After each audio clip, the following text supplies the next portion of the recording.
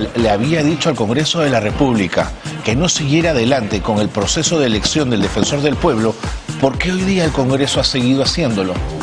¿Es que no le importan, no le interesan, no acata las decisiones del Poder Judicial? Bueno, los tres candidatos que se presentaron hoy, por supuesto, ninguneados, maltratados, no hay defensor del pueblo y esta cautelar sigue en pie. Veremos qué pasa en el futuro, pero no es una situación agradable la que se ha vivido en tal caso. Bueno, nos metemos ahora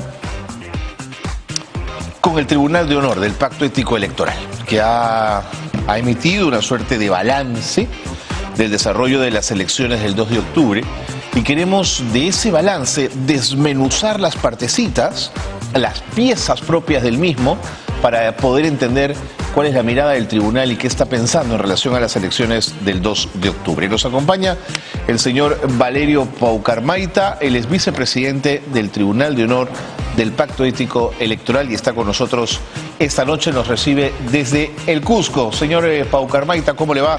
Muy buenas noches, bienvenido a Rimanchik, gracias por estar con nosotros. Muy buenas noches, Carlos, un gusto estar en tu programa. En efecto, saludos desde la ciudad del Cusco.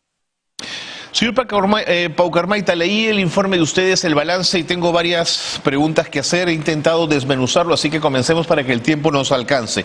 En primer lugar, ustedes han expresado su profunda preocupación por los incidentes violentos observados en varios puntos de nuestro territorio. Cuéntenos qué sensación desde el tribunal han tenido respecto a estos incidentes.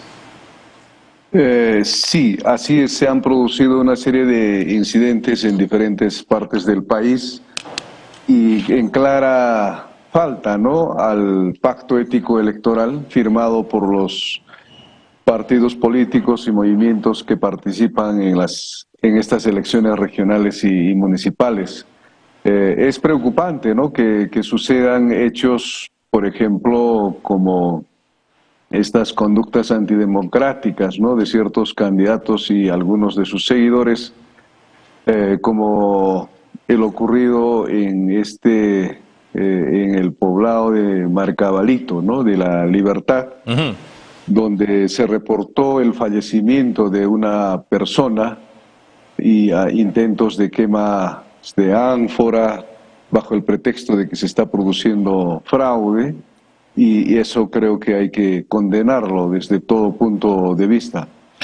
Sí, señor Paucarmaita, coincido con usted. Creo que lo ocurrido en el centro poblado Marcabalito, en la región La Libertad, donde se quemaron ánforas y se quemó material electoral, que es lo de menos frente a la muerte de una persona por arma de fuego, por bala, ¿no es cierto? Intentaba recordar, creo que hace mucho tiempo que no vivíamos unas elecciones donde aparecía la figura de una persona muerta, una persona asesinada, como ha sido este caso. Señor Paucarmaita, me estaba remontando incluso a los años 80, sí. No habíamos vivido una situación como esta. Sí, claro que sí, por eso es condenable, ¿no? Y desde el Tribunal de Honor lo que hemos hecho es hacer la invocación al Ministerio Público, a la Policía Nacional del Perú, que le pongan la celeridad del caso para esclarecer y llegar a la verdad, porque no es posible de que una persona fallecida y estos intentos de vandalismo, ¿no?, se permitan en nuestro país, y frente a estos actos es necesario que nos pronunciemos. Correctísimo. Ahora, también han señalado ustedes su malestar por la agresión en contra de las instituciones encargadas de velar por el desarrollo adecuado de los comicios y sus trabajadores y trabajadoras, por ejemplo, el Jurado Electoral Especial de Lima Este, en el distrito de Santa Anita.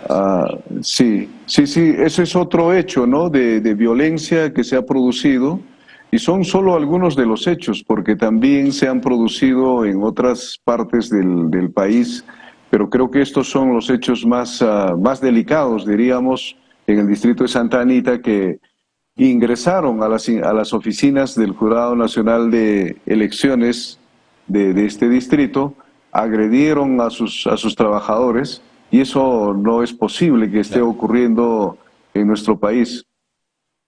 Luego el mismo informe, el mismo balance de ustedes, y creo que con razón, señor Paucarmaita, cuestionan que se siga haciendo alusión a presuntos fraudes electorales. Es que la cantaleta se ha instalado y parece que se ha quedado como una narrativa en el aire, ¿no?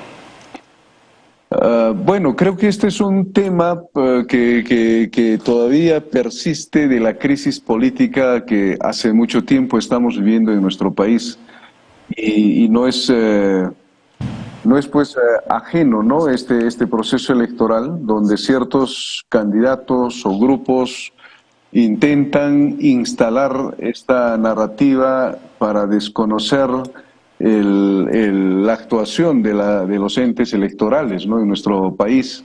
Y creo que esto tenemos que tener cuidado y rechazar de plano este tipo de situaciones. Consideramos de que este proceso que hemos ido observando desde el Tribunal de Honor se ha desarrollado dentro de los marcos esperados. Además hubo una comisión observadora a nivel internacional, entonces no creemos de que puedan ocurrir este tipo de situaciones, digamos, que correspondan a un fraude electoral. Pero a ello, señor Paucarmaita, no hay que dejarlo pasar, y creo que ustedes también lo señalan en el balance, cuando hablan de preocupación en torno a que líderes políticos pongan en duda el propio proceso electoral. Sí, efectivamente. Y esto es, como reitero, ¿no?, una clara omisión, una falta de observancia a los acuerdos, a los 23 puntos firmados en el Pacto Ético Electoral, y es una clara falta ética, pues, ¿no?, a lo establecido en el pacto.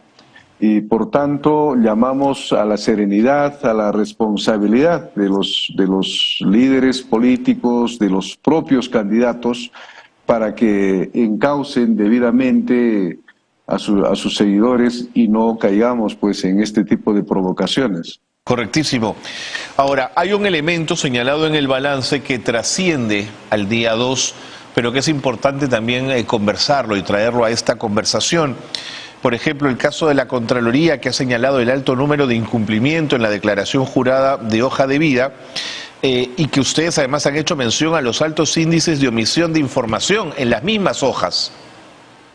Sí. Este es un hecho que se ha reiterado, ¿no?, en muchas hojas de vida de los postulantes, ya sean a gobernadores regionales, consejeros o candidatos a los gobiernos provinciales y distritales. Esto es una cuestión que hay que rechazar, hay que observar, y no es posible, ¿no?, que la ciudadanía siga siendo engañado en nuestro derecho ciudadano a la verdad y a que las personas que postulan también tengan pues una hoja de vida clara y prístina, ¿no? ¿Qué va a pasar ahora con este balance? ¿Va a ser organizado, sistematizado? ¿Se va a entregar al Jurado Nacional de Elecciones? ¿Habrá sanciones? ¿No las habrá? ¿Qué va a pasar ahora?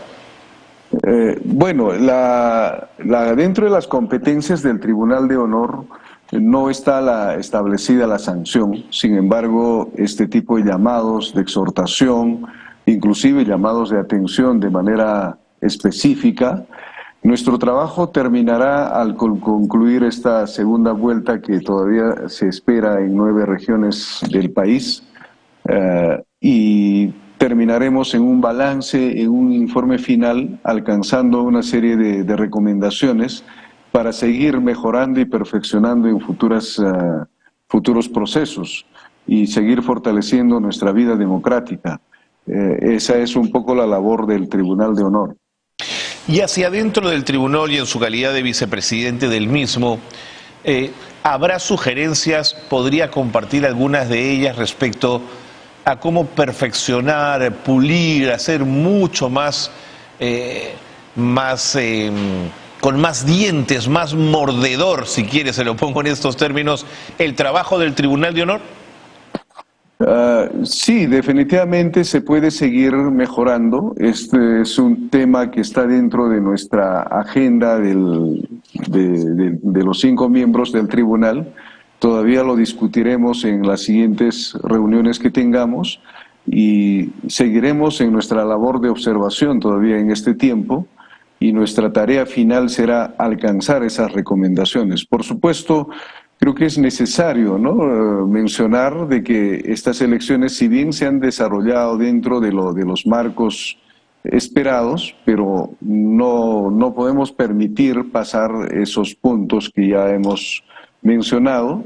Y en esta segunda vuelta, en las regiones que todavía pasan a segunda, es importante seguir persistiendo en el respeto al pacto ético electoral, que los candidatos actúen con la verdad, con transparencia y se concentren más allá de la diatriba, del insulto, del ataque personal, a explicar sus propuestas para las respectivas regiones en esta segunda vuelta. Es necesario que nos acostumbremos a que en estas elecciones y en cualquier campaña electoral se desarrolle pues docencia, pedagogía política, el respeto a las instituciones, a la ciudadanía, y por supuesto necesitamos que se pongan todos los esfuerzos necesarios para el fortalecimiento de la democracia en nuestro país. Sin embargo, señor Paucarmaita, de todos los elementos revisados, sí da la sensación que la propia dinámica de los partidos políticos los ha llevado a incumplir muchísimos de los aspectos del pacto ético electoral. Es decir, siempre termina sorprendiéndome en el caso de los políticos el poco valor de la palabra empeñada, de la palabra dada, sobre todo por el componente ético. Sí, en efecto, y no solo de los candidatos, también se han observado algunos casos de faltas a la neutralidad desde las propias autoridades, ¿no? Y eso es importante que la ciudadanía se dé cuenta y vayamos observando para condenar siempre estos actos de faltas a la neutralidad electoral. ¿Se refiere, por ejemplo, a congresistas de la República que apoyaron determinadas candidaturas?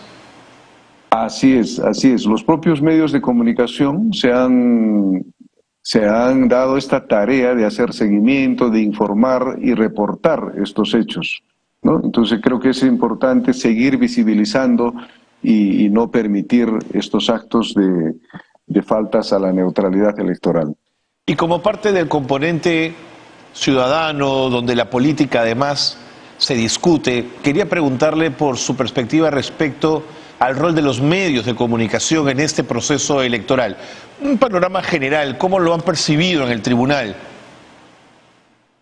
Sí, los medios tienen la tarea de informar con la verdad a la ciudadanía, pero creo que es necesario seguir ajustando y en esta tarea del autocontrol de los propios medios para informar con imparcialidad y neutralidad, llevar la información fidedigna a nuestra ciudadanía. Entonces, necesitamos seguir trabajando este tema. O sea, la tarea no solo es de los partidos políticos, de la propia ciudadanía, de los medios de comunicación en general. Creo que la tarea de fortalecer nuestra democracia es tarea de todos. ¿Y escapa a su responsabilidad que al día siguiente, determinado el proceso electoral en alguna de las regiones, ciudades o distritos, haya ganadores que estén planteando la posibilidad de no hablar, de yo no me junto, yo con él no voy a hablar? A mí no me suena muy democrático, pero no sé, señor Paucarmaita, si desde el tribunal tienen una opinión al respecto. Mire, ese tema no hemos aún discutido, pero creo que debería ser un tema que nosotros deberíamos abordarlo, posiblemente lo vamos a tocar, pero yo creo que no hay mejor cosa que entrar en el diálogo. Necesitamos el diálogo. Ya somos un país con mucha fragmentación y no podríamos seguir alimentando esta este tema de la fragmentación. Al contrario, hay que llamar a la unidad, Totalmente. al diálogo, a la concertación, a todo nivel, en los niveles locales, regionales y nacionales. Y como se decía, dialogar no es pactar, conversar no es pactar, es abrir las puertas al entendimiento, a la empatía personal, siempre poniendo al Perú por delante, dicho sea de paso. Señor Pau Carmaita, muchas gracias por habernos atendido. Y muchas gracias también, Carlos, por esta apertura y esperamos seguir en contacto. Valerio Pau Carmaita Tacuri, vicepresidente del Tribunal de Honor del Pacto Ético Electoral, ha estado con nosotros y lo último que ha dicho del diálogo es muy importante. Fíjense, hoy el virtual alcalde de Lima, Rafael López Aliaga, fue al Congreso de la República.